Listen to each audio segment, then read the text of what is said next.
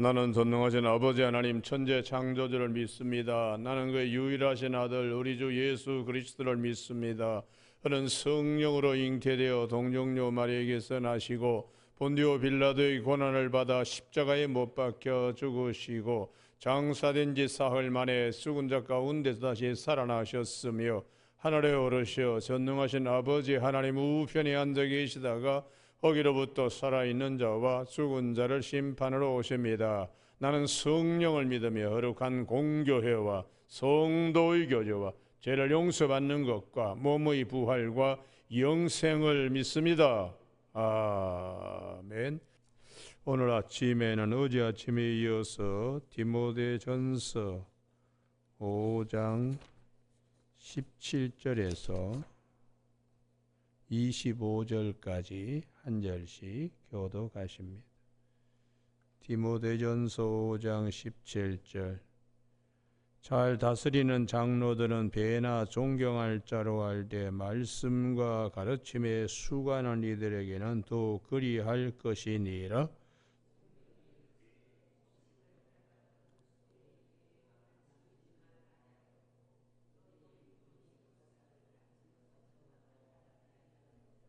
장로에 대한 고발은 두세 증인이 없으면 받지 말 것이요.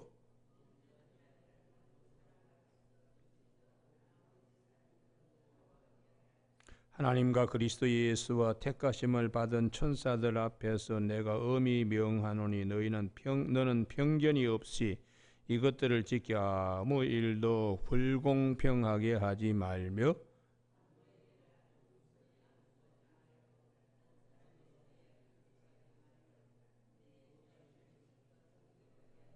이제부터는 물만 마시지 말고 내 위장과 자주 나는 병을 위하여는 포도주를 조금씩 쓰라.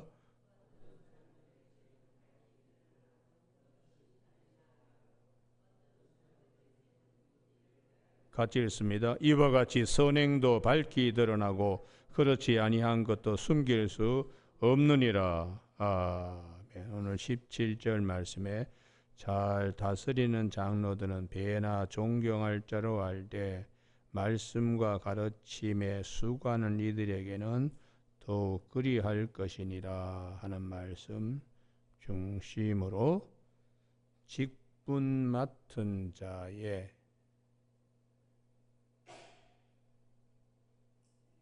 사명과 그 역할이라는 제목으로 말씀을 나누겠습니다. 어제 아침에 젊은 과부에 대한 말씀이 있었는데 사도 바울은 재혼해라 이렇게 권합니다. 참 과부는 60 이상인 분들은 교회가 명부 관리를 잘해서 이분들의 모든 것을 교회가 잘 책임지도록 그렇게 부탁했는데 젊은 과부들을 재혼하게 하는데 재혼할 때의 배우자가 중요합니다. 우리가 룻기의 경우에 룻은 보아스라고 하는 사람을 만나서 믿음 좋은 사람, 하나님의 사람을 만나서 오벳도 낳고 이세 다윗의 증조모가 되는 것이지요. 그러나 그의 동서 오르바는 믿음 좋은 사람을 만난 게 아니고 자기 백성, 자기 신에게 돌아가서 그 다음에는 성경에 기록되지 않습니다. 우리 구약 성경 사무엘상 25장에 나발이라고 하는 아주 그냥 멍청한 돈은 많고 재산은 많지만 다윗에게 대하여 욕도 하고 술도 잔뜩 먹고 이런 실수가 많은 나발이 다윗에게 아주 헛된 소리를 했습니다. 그래서 다윗이 죽이려고 칼을 들고 나왔는데 그의 부인이 아주 지혜로운 말로서 다윗의 칼집을 꽂게 그렇게 하고 후일 당신이 임금이 되실 분이 사소한 일로 칼에 피를 묻혀도 되겠냐 할 때에 다윗이 큰 감동을 받아요. 하나님이 그대를 보내주셔서 오늘 나로 하여금 이렇게 잘 처신할 수 있게 해줘서 참 고맙다. 그 여운이 참 오래 다윗에게 갔습니다. 나발은 하나님이 치셨는데 열흘 후에 죽어버렸어요. 그래서 이 아비가일을 다윗이 잊지 못해서 자기의 시종들을 보내가지고 군사들을 보내서 데려오게 해서 왕비의 반열에 세웁니다. 우리가 믿음 좋은 사람을 만나서 새 삶을 연다는 것은 대단히 중요하기 때문에 사도 바울은 믿음 좋은 남편을 다시 만나는 것이 중요한데 대개 보면은 이제 그렇지 못한 경우가 많기 때문에 걱정하는, 젊은 나이에 육체의 젊음만 믿고 신앙도 그냥 땅바닥에 떨어지고 그런 재혼에 대해서는 사도 바울이 권하지 않고 있습니다. 오늘은 특별히 교회 이 지도자들 17절에 잘 다스리는 장로들, 이 장로라는 말은 수염이 있고 머리가 허연 아주 나이가 많으신 교회의 지도자들입니다.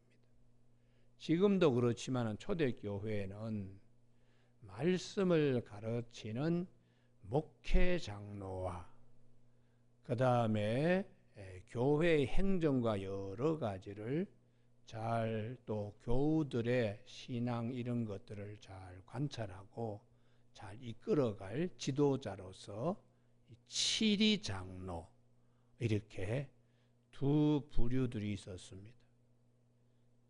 요즘도 우리가 당회에는 장로님들의 모임입니다. 그 중에 말씀을 가르치는 자를 특별히 당회장으로 또 목사로 이렇게 부릅니다. 그러나 당회원의 권리는 다 똑같습니다.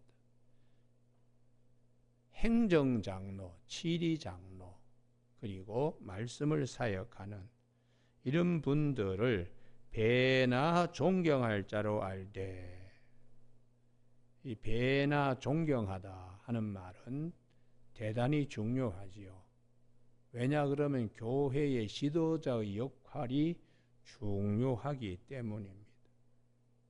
특별히 말씀과 가르침에 수고하는 이들에게는 더욱 존경하고 그렇게 하라고요 말씀하고 있어요. 우리가 이 존경의 문제의 원 티메스라고 하는 이 헬라어는 보상하다는 뜻을 가지고 있습니다. 수고하는 일에 보상한다. 그러면은 초대교회에서도 이 사례비 문제가 대두가 되었습니다. 그래서 사도 바울이 고린도 교회의 고린도 전서 9장에 보면 우리가 먹고 마실 권리가 없는 줄 아느냐. 나도 사도들과 그리고 예수님의 형제들, 주의 형제들과 그리고 게바와 같이 가족 식구들을 데리고 다닐 권리도 있고 복음을 전하는 일에 똑같이 대우받기를 원한다. 나와 바나바만 일하지 아니할 권리가 있겠느냐 하고서는 군인이 누가 자기 비용을 들면서 군복무 하는 사람이 어딨냐. 그리고 포도를 심고 그 열매를 먹지 않는 자가 있는가. 양을 기르면서 양떼의 젖을 먹지 않는 자가 있느냐. 사람의 예도 이와 같이 그럼에도 불구하고 사도 바울에 대해서 아주 폄하하는 얘기들이 있습니다. 사도니까 뭐 사례비를 당당히 생활비를 달라고 하지 않고 뭐 텐트나 만들면서 자비랑 목회한다고 이렇게 이제 폄하하는 일이 있었어요. 그래서 사도 바울이 모세 율법에 곡식을 밟아 떠는 소에게 망을 씌우지 말라는 일이 있지 않느냐. 성전에서 일하는 이가 성전에서 나는 것을 먹듯이 우리가 여러분들에게 신뢰한 것을 뿌렸으면은 육적인 것을 거두는 것이 당연하지 않겠느냐, 이렇게 말씀하고 있어요. 또 고린도 교회뿐만 아니라 갈라디아 이 터키 지역에 있는 교회들에게도 갈라디아 6장 6절에 말씀을 가르침을 받는 자는 말씀을 가르치는 자와 모든 좋은 것을 함께하라, 이렇게 권면하고, 히브리서 13장 17절에도 사도 바울이 너희를 늘 인도하는 자들에게 순종 복종하라. 그들은 너희 영혼을 위하여 경성하기를 자신들이 청산할 자인 것 같이 하느니라. 영혼 관리를 위해서 나중에 주님 앞에 섰을 때에 너는 왜 양떼들을 그 모양으로 먹였느냐 하고 책망받지 않도록 취하로 그냥 애쓴다는 것이죠. 그들로 하여금 즐거움으로 이것을 하게 하고 근심으로 하게 하지 말라. 그렇지 않으면 너희에게 유익이 없다고 거듭거듭 말씀을 가르치는 자들에게 배나 존경하도록 그렇게 말씀하고 있습니다. 그래서 특별히 이 18절에 모세의 율법을 고린도 전서 9장에서도 말씀을 했던 이 사도 바울이 디모데 전서 5장 18절에서도 또 말씀하고 있어요. 곡식을 밟아 떠는 소입에 망을 씌우지 말라 하였고, 또 일꾼이 그 싹을 받는 것이 마땅하다, 이렇게 말씀하신 것을 기억하도록 교우들에게 교육을 시키라는 겁니다. 교우들이, 디모데가 젊은 나이지만은 그 예배소 교회에 노성도님들이 많고 기랴성 같은 인물들이 있습니다. 예수님의 어머니 마리아도 있었고요, 사도 요한도 있었고, 뭐 그런 아주 큰 역할을 담당하는 교회에 이것을 교우들이 알아야 하기 때문에 가르쳐 주는 것이에요. 장로에 대한 고발, 함부로 뭐 지도자에 대하여 고발하는 일이 없도록 지도하라는 것입니다.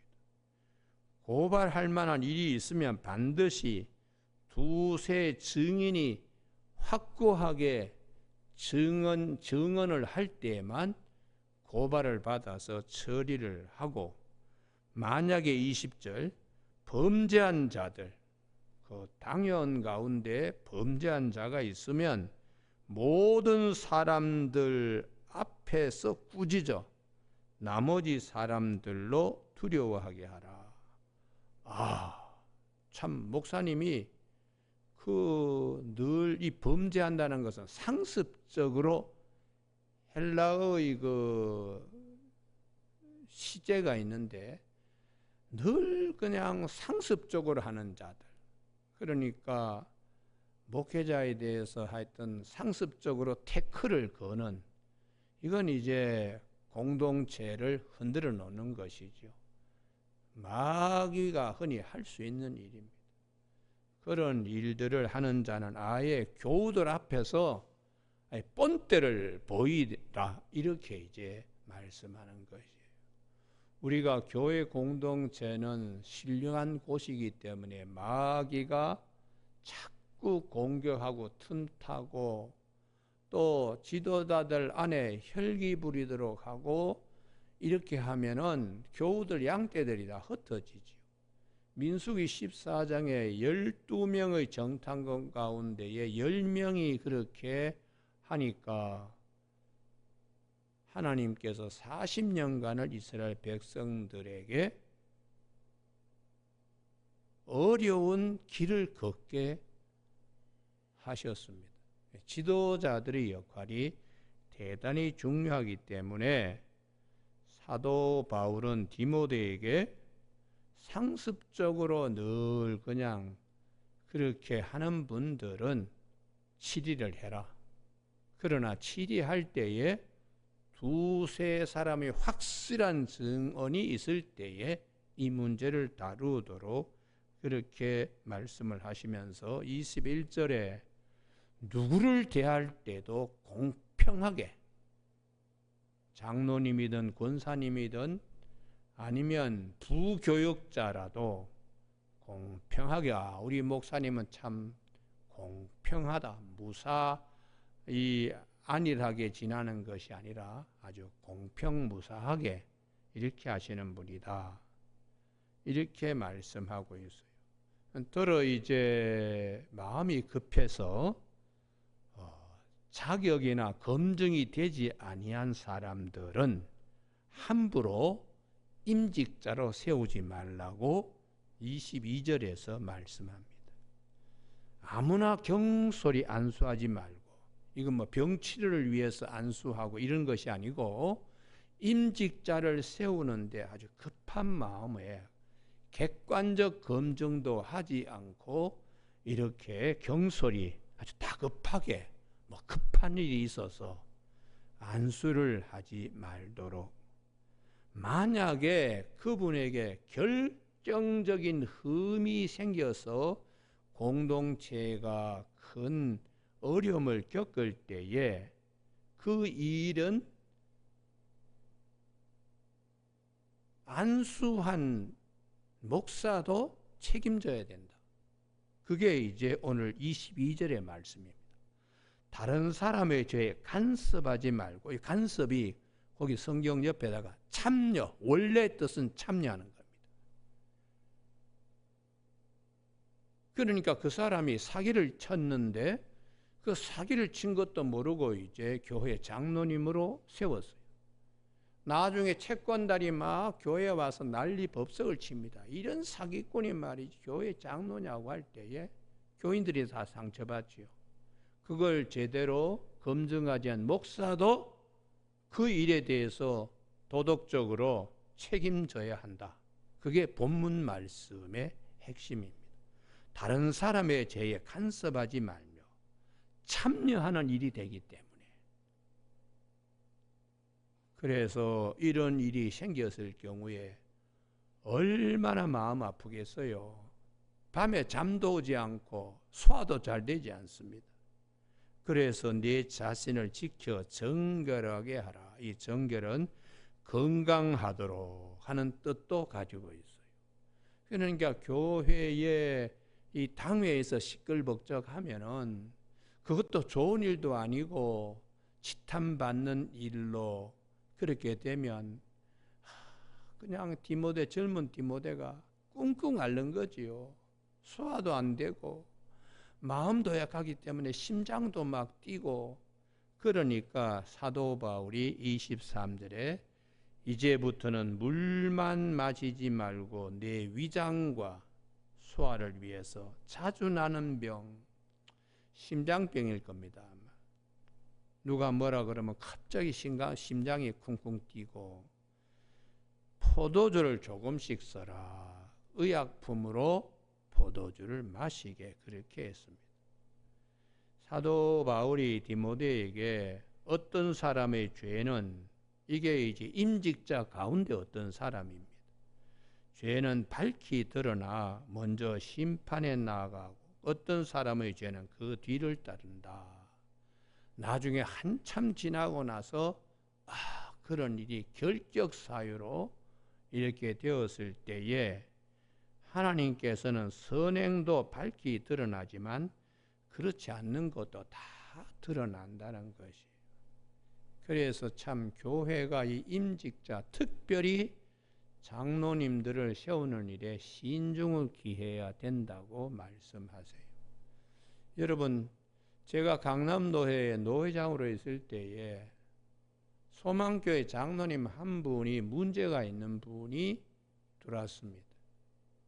제가 그래서 그 분에 대한 문제가 신학교 때부터 문제가 생긴 거예요. 신학교에 교회 음악과 교수를 한 분인데 이분이 신학과의 학생들에게 뭐 좋지 못한 여학생들에게 좋지 못한 짓을 했는지 하여튼 학교에서 시끌벅적해가지고 상당히 문제가 된 분입니다. 그래서 시간이 지났다고 그런 일들이 잊혀질 수가 없어요. 근데 나한테 딱 이게 이제 걸린 겁니다. 그래서 소망교회에 이분이 장로 임직을 받는데 6개월 후에 다시 임직을 받겠다고 신청이 들어왔는데 사유서를 써내라. 사유서를 왜 그런지 알지요. 그런데 사유서를 써내지 않더라고요. 그러고 난 다음에 임직을 하고는 이제는 그분이 한 2, 3년 전에 은퇴를 했습니다만은 부끄러운 일입니다. 부끄러운 일. 우리 교회 저 오르겔 반주자들 가운데 그분한테 교회 음악에서 배운 분들도 계세요. 그래서 그분이 우리 학교 다닐 때에 그 한 일, 신학에서 쫓겨날 일입니다.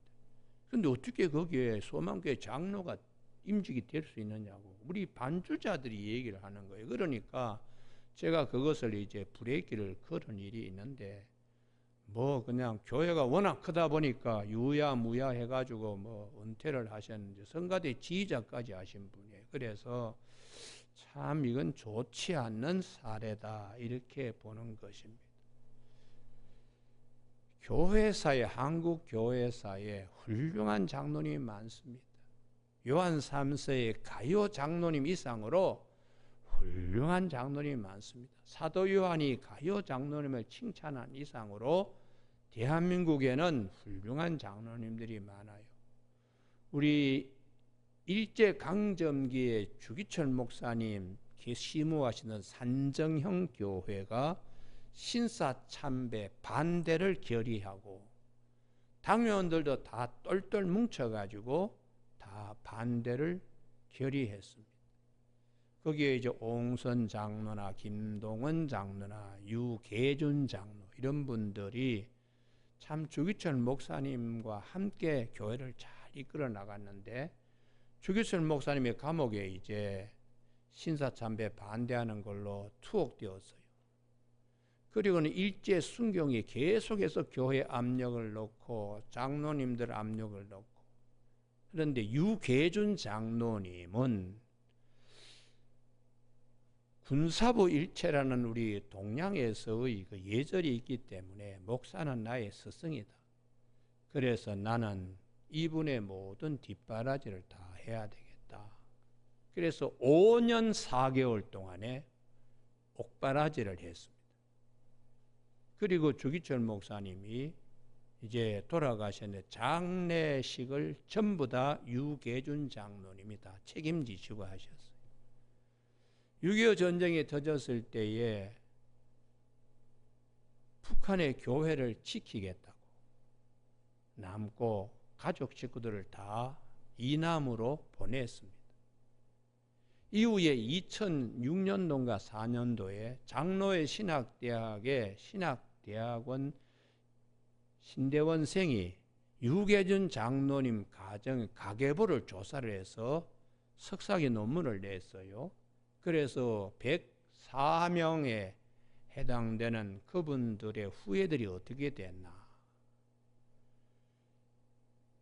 6남 2녀 가운데 2사람이 총장에 나왔습니다. 나머지 6명은 5명의 아들과 장녀 유기옥 권사는 다 의사들이 되었어요. 그 첫 번째 아들은 하버드를 나와가지고 우리 국립의료원 원장이 되고 둘째, 셋째 다 의사가 되고요. 넷째가 유기천 서울대 총장이 되고요. 다섯째, 여섯째도 다 의사들, 뭐 누가 의료원 병원 원장 또 무슨 병원의 원장 다 그렇게 되었어요. 마지막 차녀 유기숙 권사님은 숭실 이한빈 경제부총리의 부인이 되었고 숭실대학의 총장이 되었습니다. 그러니까 유계준 장로님 가정은 우리가 이북에 저기 뭐 김일성이가 돌아가지고 교회를 다 접수를 하고 그랬잖아요. 그럴 때 유계준 장로님 나서서 아니 일제시대 또 교회를 접수하지 않았는데 어떻게 접수할 수 있느냐. 나는 교회를 지킨다고 그러고 협조를 안 하니까 6.25 전쟁이 터졌을 때에 이 유계준 장로님이 살해되고 총살된 거죠. 그리고 가족 식구들은 다 이남으로 왔는데 이분들의 후예들이 잘 되었습니다. 우리는 주기철 목사님을 위해서 헌신한 여러분들도 계시지만 특별히 유계준 장로님은 한국 교회사에 남는 인물이에요. 사도 요한이 요한 3서의 가요 장로님, 네 영혼이 잘된 같이 범사에 잘되고 강건하기를 바란다 라는 이 가요 장로님의 축복 이상으로 우리 한국교회에서 훌륭한 장로님이 많습니다.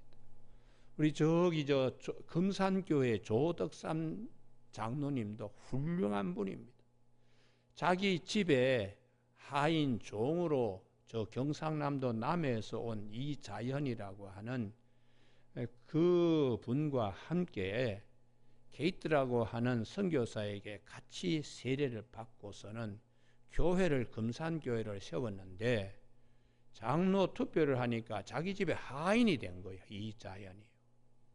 그래도 우리 조덕삼 이분은 잘 국귀한 마음으로 이 자기 집에 종으로 들어온 머슴으로 들어온 이자연 이분을 참 잘 이렇게 섬겼습니다. 이자익 이분을 잘 섬겼습니다. 그리고는 평양신학교에 이제 유학을 보내고 그리고 그 사이에 장로님으로 조덕삼 이분이 피택이 되고 기역자 한옥교회를 아주 예쁘게 잘 지어놓고 목사 안수 받고 돌아올 때까지 기다렸어요. 그래서 이자익 목사님이 안수 받고 돌아와서 이 금산교회는 한국 교회사에 정말 빛나는 교회입니다. 그 집안 식구들도 가계부 조사를 해서 학생들이 조사를 하고 논문으로 발표를 했는데 뭐 훌륭한 인물들이 많이 나왔습니다. 그 중에 한 분이 주일 대사도 하고 민주당 당 대표도 하신 분도 계시고 하여튼 훌륭한 분들이 많이 나왔어요. 우리 한국 땅에서는 일제강점 6.25 전쟁 이런 걸 통해서 교회의 목회자나 장로님들의 신앙이 순교할 수 있는 그런 기회들이 많이 있었고요. 지금도 헌신하는 장로님들이 참 많습니다. 대한민국이 세계에 이렇게 기독교와 국가가 이렇게 발전할 수 있는 것은 교회 숨은 일꾼들, 헌신하는 분들이 있기 때문에 하나님이 축복해 주시는 거예요. 장로님 못지않게 권사님, 집사님들도 정말 헌신적으로 일하시는 분들이 많습니다. 그래서 사도 바울은 걱정이 이제 디모데에게 혹시나 잘못 세워서 교회가 어지러우면 안 되니까 삼가 조심해서 임직자들을 세우는 것이 좋겠다 이렇게 가르쳐 주는 것인데요. 그러므로 직분의 사명은 대단히 중요하다. 그리고 그 역할도 대단히 중요하기 때문에 아침에 찬송가 595장 찬송을 며칠 전에도 불렀지요. 595장의 나 맡은 본분은 구주를 높이고 문영원 구원 얻도록 잘 인도함이라고. 주 앞에 모든 일 잘 행케 하시고 이후에 주님 배울 때 상 받게 하소서. 나 항상 깨어서 늘 기도드리며 내 믿음 변치 않도록 날 도와주소서 하는 595장의 찬송을 불렀습니다. 오늘 아침 새벽 예배에 나오신 우리 교우들을 특별히 존경하고 사랑하고 축복합니다. 교회가 새벽 기도에 이 나오시는 분들이 계셔야 교회가 불을 밝힐 수 있고 오늘도 여기 앞에 지나가는 많은 차들이 교회에 예배 드리는구나. 그분들이 예배에 참석하지 않고 하지만 교회가 있으므로 그분들은 교회 앞을 지날 때 마음이 편합니다. 교회가 저렇게 예배를 드리니까 이 지역이 참 감사하다. 하나님께서 복을 주시지 않겠느냐. 예수를 믿지 않아도 지나가시는 분들에게 큰 위로가 됩니다. 이게 교회의 역할이에요.